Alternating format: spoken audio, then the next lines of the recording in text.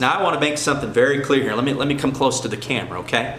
In the 17 and the 1800s, slave owners, preachers, people who were pro-slavery would use that verse to justify, it's too bright up there, they would use that verse to justify slavery and to try to keep slaves calm and docile so they could continue the work.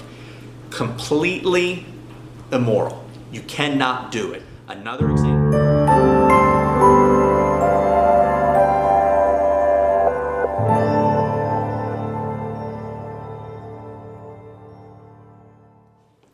Hey guys, welcome to the channel. Thank you so much for being here. My name's Chris with I Will Follow the Pursuit of Righteousness. We hope to talk about issues that are really important to people and help you understand controversial topics as it relates to Christianity and the Bible. So if you've ever had questions or doubts, this might be a place you want to hang out for at least a few videos. But I have a lot to cover today, so let's jump right into the video.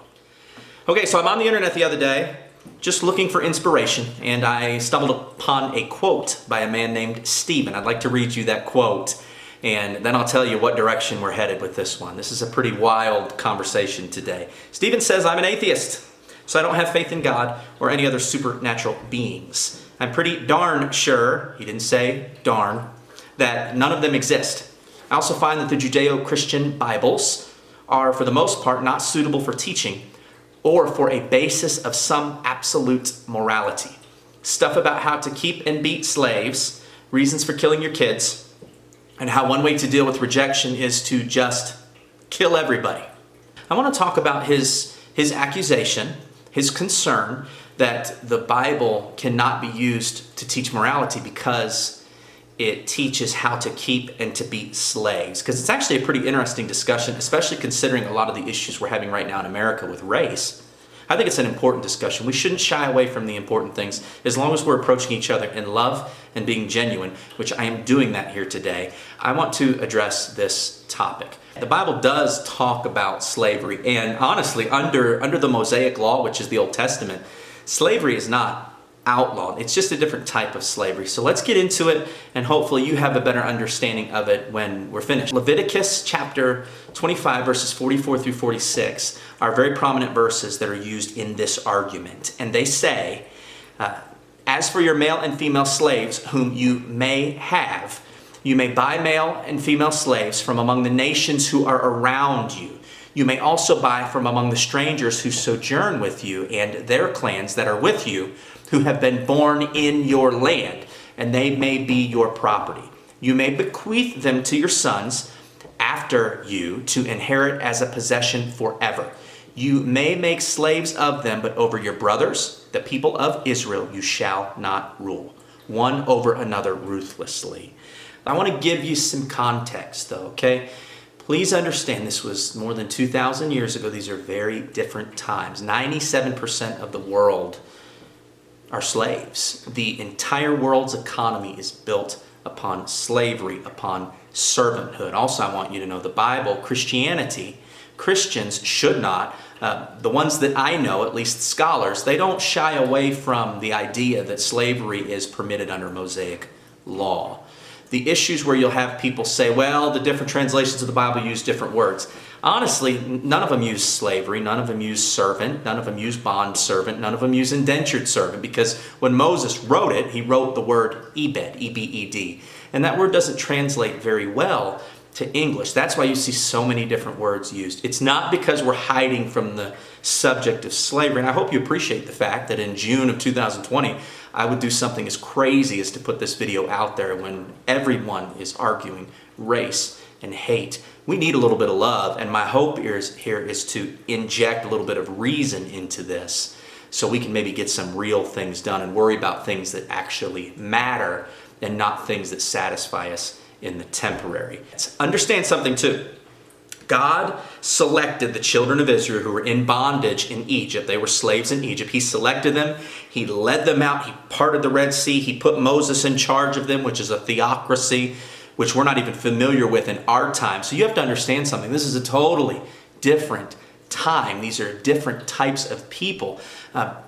Even the children of Israel, before God got a hold of them, I mean, they were in religions that were dominated by practices that often denied human dignity. So this is a totally different time and place. What we see God doing in the Old Testament, we see him slowly establishing a new set of rules for his people. If you need proof of that, Deuteronomy chapter 30, verse 11. God tells Moses, "For this commandment that I command you today, it is not too hard for you, neither is it far off." I laugh at that because I'm pretty sarcastic and goofy, as you might be. To me, I hear God saying, listen, it's not that difficult. Y'all just need to do this, and we'll keep working on getting better and better and better. And I hope that helps you understand kind of what he's doing in the Old Testament. He's not necessarily giving them a way to be justified. He's trying to show these people that were wild animals for generations, he's got a hold of them now, and he's trying to slowly establish standards so that they can get to the place that he wants them to get to. That is not me justifying slavery in any sense. Please understand a major, major theme of the Old Testament that's very easy to miss, especially if you're not going to be fair to Scripture, is simply he has chosen these people and he's trying to prevent them from going back to worshiping false gods. Because I don't know if you've read a lot of the Old Testament. If you haven't, it's okay. I'll give you a summary. The children of Israel, they love to worship false gods, but don't look down on them. I can't look down on them because you know what? I may not worship a false deity, but believe me, in my life and in your life, we like to make false gods out of all sorts of things. I mean, you're going to laugh at me, but this is a glass of sweet tea. I am addicted to sweet tea. You could argue sweet tea in my life is an idol, and if you're watching from the South, you understand what I'm talking about. Not too much sugar, but look, I love me some sweet tea. I love my Chihuahua. I love my wife. So those can all be false gods. So you might be doing the same thing in your life. But just understand that he's trying to set up a way for them to be happy, a way for them to understand how to live correctly. Obviously, things change when Jesus comes along because faith in Jesus justifies you. Back to Leviticus 25, though. And this time, there are two different types of slaves. This is what I really want to drive home for you. There's a Hebrew slave, and then there's a non-Hebrew slave. And the way they're treated is pretty similar, but there's one big difference for the Hebrew slave. Just understand when I say Hebrew slave, I'm going to do this for you because God's children were the children of Israel. When you hear me say Hebrew slave, just think children of Israel to children of Israel. So that is a child of God selling himself to one of his brothers for an income. So that's the Hebrew slave. Some verses about this that I think might help you understand it. They were not buying and selling their own. That's something we're familiar with in the 17 and 1800s, which is not justifiable whatsoever. Different from what was going on in the Old Testament. Proof of that is, but over your brothers, the people of Israel, you shall not rule. God is saying that to his people. You will not rule over each other. Leviticus 25, verse 55, for it is to me that the people of Israel are servants. They are my servants whom I brought out of the land of Egypt. I am the Lord your God. This isn't slavery like we came to know in the 17 and 1800s, which was horrible. So for the Hebrew to Hebrew, a lot of scholars would argue and would agree, even conservative and liberal scholars would agree that this was a way of offering labor because, and this is really important to understand, God said to his people, the land shall not be sold in perpetuity, for the land is mine. So he says, all this land I've given, you cannot sell. It's mine. You got to find another way. So if you're not selling goods, services, if you have a debt, can't take out a loan against your land, what the Hebrews would do, they would go to their brother, whom they often knew and loved and respected, and they would offer their services for 6 years. Later on in the Old Testament, you see God tells Moses, talks about the year of Jubilee, the 7th year where all debts are forgiven, everybody's free. A lot of interesting discussions on if that was actually followed or not, but that is so unrelated to what we're talking about. But keep that in mind with the Hebrew to Hebrew slave. Now, for non-Hebrew slaves, it's harder to talk about because it does skirt the line of making me uncomfortable and making you uncomfortable. I'll be honest with you. These are people from outside of the nation of Israel. Keep in mind, when I say outside of the nation of Israel, we're not talking the United States to Canada, okay? We're talking God chose the children of Israel and established rules for them that appreciated human dignity in ways they had never seen. So when we say people outside of the children of Israel. These are people that are living in very wild situations similar to where the children of Israel came from. I'm not saying that to justify acquiring slaves, but I am saying if you were acquired by the children of Israel, you were going from a bad situation to what is set up by God to be a better situation. Now, I know what you're thinking if you're a skeptic. You're thinking that doesn't justify owning somebody. Don't kill the messenger. I'm just trying to help you understand actually what was going on. You need to also understand if you're concerned by this, obviously these could be prisoners of war too that were not killed, because they did a lot of fighting back then as well, and it was ordained by God to go fight and to take this land because God said, I gave it to you. So yes, they acquired slaves from other people outside, but it's also important to understand that God established some protection and even said all of your slaves, and I'm not going to read you the verse, but God set forth that they will rest on the Sabbath, which is a practice they were not sure of. Now, I cannot speak for God or Moses or any of these people, but what I can say is it makes sense to try to acquire people from outside of this because you want to introduce them to your way of doing things. So it absolutely must be understood that God had set up a way for how slaves should be treated. That's whether you're a non-Hebrew slave or a Hebrew slave. Exodus chapter 21, verse 20. Let me breathe. If a man strikes his slave, male or female, with a rod, and the slave dies under his hand, he shall be avenged. But if the slave survives a day or two, he is not to be avenged. Now that last part's funky. Basically what it's saying is if the slave survives, the slave missed work. So, at least this is what I've read. I've read a couple different opinions. This one makes the most sense to me. The slave missed work, and that was the punishment to the slave owner who hit the slave. The point is, though, it says if. I don't like that if you read other translations, you see the word when. The King James Version, which is a word-for-word translation, uses the word if. For us Westerners, and maybe other cultures, I don't know, I'm not that cultured, but when you say the word when, it makes it sound like it happens all the time. So the King James Version, which I am most confident in, unless you're reading the original language, the word if is used, which makes me think it doesn't happen all the time. And for God to say, if he dies under your hand, he will be avenged, that's not common practice for slavery back then. That's not common practice for slavery in the 17 and 1800s. It's just not the same thing. I want to handle this discussion real quick of sex slavery in the Old Testament.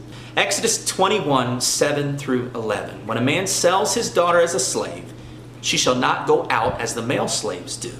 If she does not please her master who has designated her for himself, then he shall let her be redeemed. It's a beautiful story of the redemption process. He shall have no right to sell her to a foreign people. We've talked about that. Since he has broken faith with her. If he designates her for his son, he shall deal with her as a daughter, bringing her into the family. If he takes another wife to himself, he shall not diminish her food, her clothing, or her marital rights. And if he does not do these three things for her, she shall go out for nothing without payment of money. Okay, evilbible.com is a source that I like to use for critique of the Bible because they typically do a pretty good job of explaining the concerns. I don't want you to spend a lot of time on their website because even though they do a good job of explaining, it just takes some proper interpretation to understand some of these things, which is what we're doing right now in this video, by the way, with the topic of slavery. But evilbible.com argues that a man can buy as many sex slaves as he wants as long as he feeds, clothes, and has sex with them. That's their quote on their website. This is not what that verse means in the slightest. Understand, once again, it was custom that Hebrew fathers would offer their daughters as concubines. Whether we like it or not, Hebrew fathers would offer their daughters as concubines to their well-off neighbors. That's within the group, remember, within the covenant. They would even offer them as secondary wives. Remember, polygamy was something you often saw in the Old Testament. Do I agree with arranged marriages? No, but they happen today, and statistically, actually, arranged marriages, you could make a pretty good argument for them. Secondary wives, do we have that in some religions? I don't want to call anybody out. But once again, God has set up order here where there once was no order. Exodus chapter 21, verse 8, the woman could not be sold to foreigners, keeping them under the Mosaic law, which was pretty much as good as it got back then. I know that sounds so negative once again, but we have to look at this time through the correct lens. Also, they could be redeemed by a near kinsman, which the book of Ruth is 4 chapters. Maybe we do a study on the book of Ruth because I think it could be one of the most powerful, most beautiful books in the Old Testament. But God even offers them a way to be redeemed. So all of these situations you hear that sound crazy to us, they're so much better than what they were. Once again, doesn't justify owning somebody, but I'm giving you the proper interpretation of this so you don't make the same mistake that I think Stephen did on that website. There's an infamous verse that's used to justify slavery, and I wanted to make sure I hit on this. In the New Testament, Ephesians chapter 6, verse 5, it says, "Slaves, obey your earthly masters with deep respect and fear. Serve them sincerely as you would serve Christ." Now I want to make something very clear here. Let me come close to the camera, okay? In the 17 and the 1800s, slave owners, preachers, people who were pro-slavery would use that verse to justify, it's too bright up there, they would use that verse to justify slavery and to try to keep slaves calm and docile so they could continue the work. Completely immoral. You cannot do it. Another example you may hear, just so you understand I'm giving you both sides of the story here, it was taught that the Africans were descendants of Noah's second son, Ham, who was cursed. A lot of people argue, and they still argue, that Africans are descendants of Ham. Here's the thing. Whether they are or not, let me come close again. Whether they are or not, it doesn't matter. You can't use that to justify enslaving someone. Also, they published a slave Bible in 1807. It was a slave Bible that took out portions of the Exodus, which was Moses leading God's people out of Egypt by God's grace because they didn't want the slaves to get any ideas. All of that is immoral. However, the fact that Ephesians chapter 6 verse 5 is used for that purpose, you can't take the Bible and therefore discredit it, because that's not what Paul's talking about in Ephesians chapter 6 verse 5. Those are lies, what I shared with you. Let's not pull any punches. You can't take a piece of scripture, do something immoral with it, and then have a population disregard the Bible as being immoral. It's not. Let me tell you what Paul was talking about. Paul is talking to Christians in Ephesians chapter 6 verse 5, 97% of which are slaves. He's not telling them this so they will remain enslaved. I have bad news for you if you're offended by this. You're going to be more offended in a minute. Paul is not concerned with their status. He's not worried if they're slave or if they're free. He has his sights set on eternity. He has his sights set on growing Christianity, as he is as seen as the minister to the Gentiles, which if you don't have a Jewish background, you're a Gentile. He was your minister. He's not concerned with status. 1 Corinthians chapter 7, verse 21, Paul says, "Were you a bondservant, a slave, when called, do not be concerned about it. But if you can gain your freedom, avail yourself the opportunity." What he's saying there, he's saying, hey, if you can be free, great. You can do a lot as free. But you know what? You can do a lot as a slave too, because you can humbly follow the example of Jesus Christ. Regarding slavery, the Bible does not endorse slavery. It certainly does not condemn slavery either. As you hear references made to slavery, or really any other moral concern, it is my prayer that you do yourself a huge favor. And I don't mean to sound arrogant when I say that. Do yourself a favor. Ask yourself who wrote it, the verse in question. Ask yourself who they were writing to. Ask yourself why they wrote it. As you do this, you will identify the actual meaning of the text that you're concerned with. I believe that you will also realize that in the Old Testament, references to slavery were a part of God's plan to establish order and dignity among the people that he chose, that he wanted to build up. But check this out.